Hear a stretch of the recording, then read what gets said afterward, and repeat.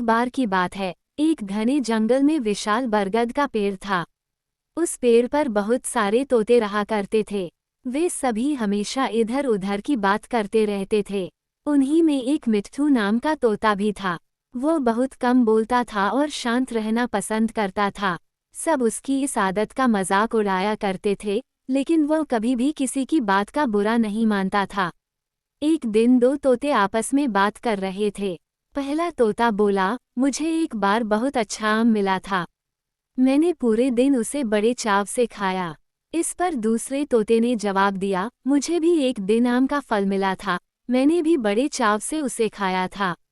वहीं मिट्ठू तोता चुपचाप बैठा था। तब तोतों के मुखिया ने उसे देखते हुए कहा, अरे हम तोतों का तो काम ही होता है बात करना, तुम क्यों चुप रहते हो? मुखिया ने आगे कहा, तुम तो मुझे असली तोते लगते ही नहीं, तुम नकली तोते हो। इस पर सभी तोते उसे नकली तोता कहकर बुलाने लगे, लेकिन मिट्ठू तोता फिर भी चुप था। ये सब चलता रहा। फिर एक दिन मुखिया की बीवी का हार चोरी हो गया। मुखिया की बीवी रोती हुई आई और उसने पूरी बात बताई। मुखिया की बीवी ने कहा, किसी ने मेरा हार चोरी कर लिया है और वो हमारी ही झुंड में से एक है। ये सुनकर मुखिया ने तुरंत सभा बुलाई। सभी तोते तुरंत सभा के लिए इकट्ठा हो गए।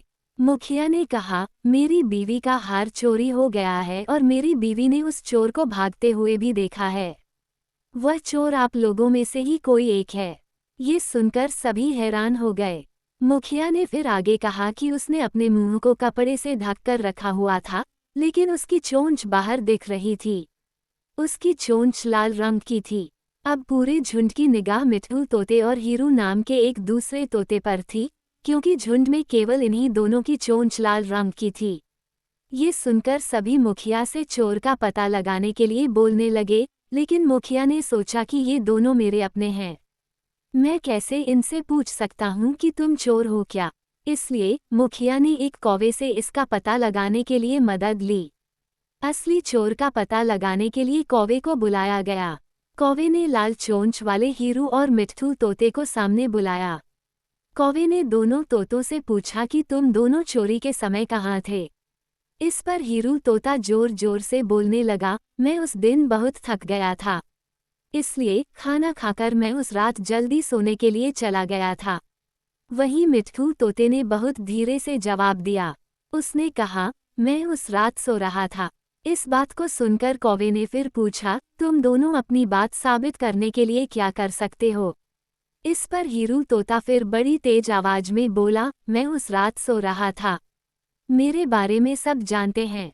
ये चोरी मिट्ठू ने ही की होगी, इसलिए वो इतना शांत होकर खड़ा है। मिट्ठू तोता चुपचाप खड़ा हुआ था। सभा में मौजूद सभी तोते चुपचाप ये सब देख रहे थे।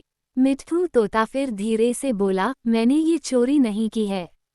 इस बात को सुनकर कौवा मुस्कुराकर बोला कि चोर का पता लग गया है।